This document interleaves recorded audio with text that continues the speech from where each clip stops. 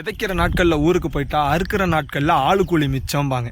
ஆமாங்க, பட்டத்தில் நீங்கள் விதைக்கலை அப்படின்னா அறுவடை செய்யக்கூடிய நேரத்தில் உங்களுக்கு ஆள் செலவு மிச்சம் தானே.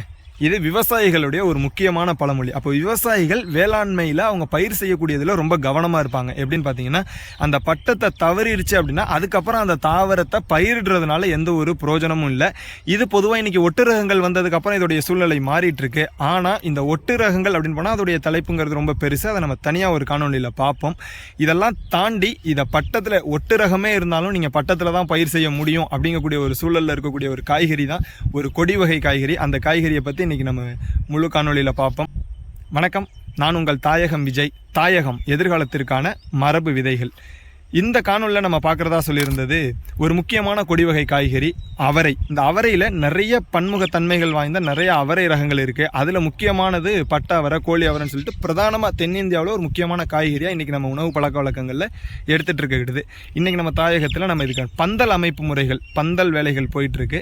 நம்ம புரட்டாசி இந்த மாதம் நம்ம இதை நடவு செஞ்சது பற்றியும் பார்த்திங்கன்னா ஆவணி மாதத்தில் நடவு செஞ்சுருந்தோம். இப்போ புரட்டாசி மாதத்தில் இதுக்கான பந்தல் வேலைகள் போயிட்டுருக்கு. இதை பற்றி முழுமையாக இந்த காணொலியில் பார்க்கலாம். ஆடி, ஆவணி, புரட்டாசி மாதங்களில் பயிர் செய்யக்கூடிய ஒரு முக்கியமான தாவரம், கொடி வகை தாவரம் தான் இந்த அவரைக்காய். இந்த அவரைக்காய் பொதுவாக பார்த்தீங்கன்னா 180 நாள் பயிர். நீங்கள் நடவு செஞ்சதுலேருந்து அறுவடை வரைக்கும் நல்ல பராமரிப்போடு இருந்தது அப்படின்னா இந்த 180ங்கிறது இன்னொரு 20லேருந்து 30 நாட்கள் அதிகரிக்கிறதுக்கான வாய்ப்புகள் இருக்குது.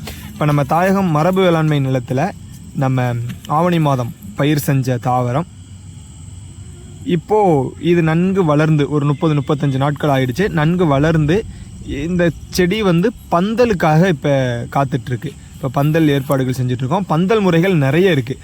முக்கியமாக ஒரு தாவரம் நல்ல காய்ப்பு தன்மையோடு இருக்குன்னா அதோடைய நடவு முறையும் அதோடைய பராமரிப்பு முறைகள்லேயும் தான் இருக்குது. இதோடைய நடவு முறை ரொம்ப எளிமையான முறை. நம்ம ஏற்கனவே பரங்கிக்காய், சொரக்காய், பூசணிக்காய் நடவு முறை பார்த்தோம் இல்லைங்களா, அதே மாதிரி தான். ஒரு குழித்தட்டு மெத்தட் அப்படின்னு சொல்லுவாங்க, குழித்தட்டு முறைன்னு சொல்லுவாங்க. அப்போ வட்டமாக குழி எடுத்து அந்த குழி முழுக்க மக்கிய தொழு உரங்களை போட்டு அதுக்கு மேலே வேப்பம் புண்ணாக்கு, அதுக்கு மேலே மண் போட்டு ஒரு குழியில் 3 அல்லது 4 விதைகளை நடவு செய்யணும். இந்த தாவரம் பார்த்திங்கன்னா சக்கரை பரங்கி. இதில் இருக்கக்கூடிய இந்த வண்டு சிகப்பு வண்டு. இதனால் பெரிய பாதிப்பு கிடையாது. ஒரு அளவுக்கு மேலே அதிகமாகிடுச்சு அப்படின்னா பாதிக்கும். இதுக்கு மூலிகை பூச்சி விரட்டி அடித்தாலே இது சரியாக போயிடும். இப்போ நம்ம நடவு செஞ்சுருக்கிற இந்த கொடி அவரைக்கு மேலே பந்தல்கள் போடுறதுக்கான வேலைகள் போயிட்டுருக்கு. இதில் மேல் பரப்பு பந்தல் தான் நம்ம போட போகிறோம். இது பார்த்திங்கன்னா சிகப்பு அகத்தி. நம்ம 6 மாதங்களுக்கு முன்னால் நடவு செஞ்சது. வறட்சியையும் தாங்கி நல்லா வளரக்கூடியது. இதை பற்றி நம்ம தனியாக ஒரு காணொலியில் பார்க்கலாம். இப்போ இந்த பந்தல் முறைகளில் பார்த்திங்கன்னா முக்கோண முறை பந்தல் போடுவாங்க.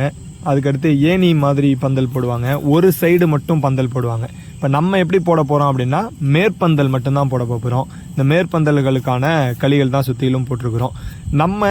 நம்மளுடைய தாயகத்தில் நம்ம நடவு முறை எப்படி இருக்கும் அப்படின்னு பார்த்தீங்கன்னா ஒரு குழித்தட்டில் ஒரு அவரைக்காய் செடி அல்லது 2 அவரைக்காய் செடி, அது போக ஒரு பரங்கி செடியும் தரைப்படர் கொடியும் மேல் நோக்கி வளரக்கூடிய ஒரு கொடியும் நம்ம இதில் நடவு செய்வோம். இந்த பந்தல் முறைகள் நம்ம எளிமையாக நம்ம தோட்டத்தில் வளர்த்த சவுக்கவே நறுக்கி அதில் இங்கே சுற்றிலும் நடவு செஞ்சு அதில் தான் பந்தல் போட போகிறோம். இதில் அந்த சவுக்கு குச்சிகளை மட்டும் அதில் கொடி மேலே ஏறி பந்தலை தொடுற மாதிரி அதிலே நம்ம நட்டு வைக்கிறோம். இப்போ நம்ம குழியில் நல்ல எருவு போட்டு அந்த தாவர விதைகள் அங்கே நடவு செய்யும் போது வளர்ச்சிங்கிறது பார்த்திங்கன்னா அபரிவிதமான வளர்ச்சியாக இருக்கும். அப்போ அடுத்து இருக்கக்கூடிய 2 மாதங்களில் நீர்பிடிப்பு தன்மையோட நல்ல வளரக்கூடிய ஒரு சூழல் ஏற்படும். அப்போ அவரைக்காய் பார்த்தீங்கன்னா ரொம்ப அடர்த்தியாக நடவு செஞ்சிட்டோம் அப்படின்னா தலைமண்டி போயிடும்.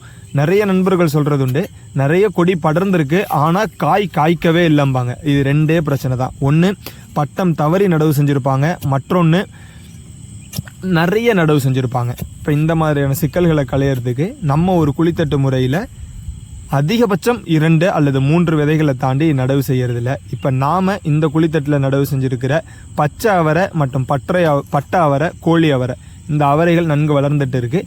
இதில் மற்ற தாவரங்கள் கீழே படரக்கூடியது இதெல்லாம் பார்த்திங்கன்னா மூக்குத்தி அவரை நடவு செஞ்சுருக்கிறோம். சிறகு அவரையிலே நீல சிறகு அவரை இதெல்லாமே நம்ம நடவு செஞ்சுருக்கிறோம். இப்போது இந்த அவரைக்காய் செடி நடவு செஞ்சு 35 நாட்களுக்கு மேலே ஆனதுனால மேல் நோக்கி நன்கு வளர தொடங்கிருச்சு. இப்போ இந்த வளர்ந்த அவரை செடியை நம்ம முடிஞ்ச அளவுக்கு பந்தல் அமைச்சு ஏற்றிட்டோம் அப்படின்னா ரொம்ப சிறப்பாக படர்ந்து காய்க்கக்கூடியது. காய்க்கக்கூடிய தருணத்தில் மட்டும் தேமூர் கரைசல் பயன்படுத்தணும்னா நல்ல உற்பத்தி. இந்த வருடத்துக்கு நீங்கள் இன்னும் அவரை பயிரிடலை அப்படின்னா ரொம்ப சீக்கிரமாக பயிரிட்டுருங்க. வர கார்த்திகைக்குள்ளே பயிரிட்டீங்க அப்படின்னா உங்களுக்கு தை மாசிகளில் நல்ல ஒரு அறுவடை கிடைக்கிறதுக்கான வாய்ப்புகள் இருக்கும். காணொலியை முழுமையாக பார்த்தமைக்கும் ஆதரவுக்கும் ரொம்ப நன்றி, மகிழ்ச்சி.